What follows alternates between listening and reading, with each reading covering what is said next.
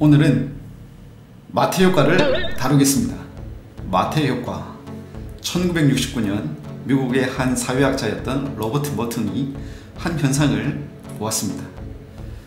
과학자들이 모여 프로젝트를 가집니다. 그들이 연구 성과를 냈습니다. 누가 가장 많은 보상을 얻을까요? 그 중에 이름이 가장 많이 알려져 있었던 한 사람이 가장 큰 부와 명예를 가지게 되더라. 이걸 본 거예요. 아니, 그 사람은 이미 가진 게 많은데 더 가지네? 이걸 뭐라고 부르면 좋을까요? 그도 고민하다가 성경을 뒤적입니다. 그리고 찾아냅니다. 마태복음 25장에 달란트 비유가 나오죠. 그 마지막 자락에 이런 문구가 있습니다. 있는 자는 더 가질 것이다. 없는 자는 그 있는 것까지 빼앗길 것이다. 딱 들어맞는 거예요. 그래서 그는 그 현상을 마태 효과라고 불렀습니다. 신뢰를 찾을 수 있지 않습니까? 대학교에서 한 프로젝트를 가지는데 대학원생, 그 교수 밑에서 열심히 공부하던 대학원생이 정말 밤낮 가릴 것 없이 열심히 연구를 합니다. 물론 교수도 열심히 합니다. 그리고 성과를 내면 누가 보상을 많이 받습니까? 그 연구를 주도했던 교수가 가장 많은 보상을 받게 되는 거죠. 뭐 좋다 나쁘다가 아니라 그렇더라 이겁니다. 자, 이게 나중에는 미국의 시카고 대학 아시죠? 거기에 통계학자였던 스티븐 스티글러가 더욱 정립합니다. 그가 볼 때 어떤 현상이나 과학적 발견물이 있었을 때 그것을 처음 발견한 사람이 그 이름을 붙이지 않더라 이겁니다. 누구의 이름을 쓰게 될까요? 그 그룹원들 중에서 가장 이름이 알려진 사람의 바로 그 이름을 따다가 붙이더라 이겁니다. 이 현상이 과학계뿐 아니라 경제학계에는 더욱더 영향을 많이 주죠. 가진 것 있는 사람들이 어떻게 해서든 그 부를 확대 재생산하더라 이겁니다.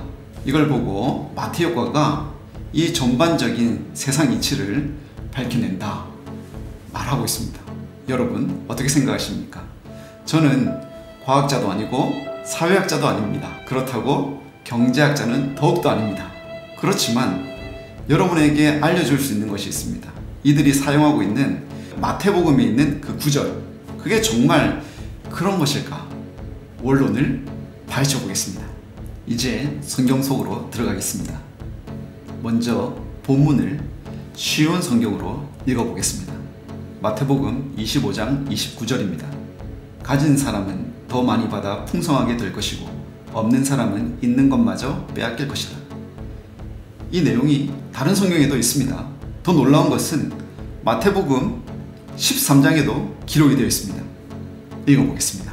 가진 사람은 더 많은 것이 주어져 풍부해질 것이다. 그러나 가진 것이 없는 사람은 있는 것마저 빼앗길 것이다. 비슷한 내용이 또 있다는 것을 아셨습니까? 아신 분들도 이게 다른 문맥 속에서 기록되었다는 것은 잘 몰랐을 겁니다. 설명하겠습니다. 13장의 문맥 속에서 있는 자는 누구인가? 한 학자는 여기서 가진 자, 있는 자를 하나님께 선택받은 자라고 했습니다. 하나님께 선택받은 자는 더 많이 가질 것이다. 풍부해질 것이다. 그러나 하나님께 선택받지 못한 사람은 그 있는 것까지 빼앗길 것이다. 이렇게 본 거죠. 선택받은 자, 선택받지 않는 자니 너무 어려운 개념이지 않습니까? 조금 더 쉽게 말한 사람이 있습니다. 많은 사람들이 가진 자 또는 있는 자는 제자라고 했습니다. 제자. 그럼 이 제자는 누구일까요? 도널드 헤그너라는 사람은 말했습니다. 헬라어 본문 있는 자의 있는은 에케인데요. 여기 에케이는 또는 있는 자는 하나님의 나라에 대한 메시지를 환영하고 적절한 헌신으로 응답하는 사람이다. 즉 예수의 제자가 된 사람이다. 예수님께서 당시 여러 마을을 다니시며 복음을 전파하셨는데 그 복음을 받아들이고 믿고 따랐던 사람들, 하나님의 나라에 대해서 그 메시지를 환영했던 사람들이 바로 제자들이다 라는 거죠. 그런 사람들은 더 많이 가지게 된다는 거예요. 문맥이 어떻게 될까요?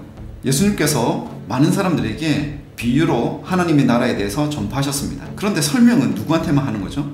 제자들에게만 했던 것입니다. 그래서 묻습니다. 왜 이걸 비유로 하십니까? 그리고 왜 우리들한테만 가르쳐 주십니까? 있는 자는 더 가질 것이고 없는 자는 있는 것까지 빼앗길 것이다. 한마디로 예수님의 제자는 하나님의 나라에 대해서 더 많이 알게 되고 그 소유를 가지게 될 것이지만, 그러나 예수님의 말씀을 따르지 않는 사람들, 하나님의 말씀을 받아들이지 않는 사람들은 그 있는 것까지 다 빼앗길 것이다. 이것은 현세적인 것이 아니라 미래적이고 바로 그 심판대를 가리키는 것입니다. 사람들은 생각하기를 바로 우리가 살고 있는 이때에 가진 것이 많은 사람들은 더 많이 가질 것이다, 이런 식으로 해석하는데 그게 아니다 이겁니다. 그게 아니다.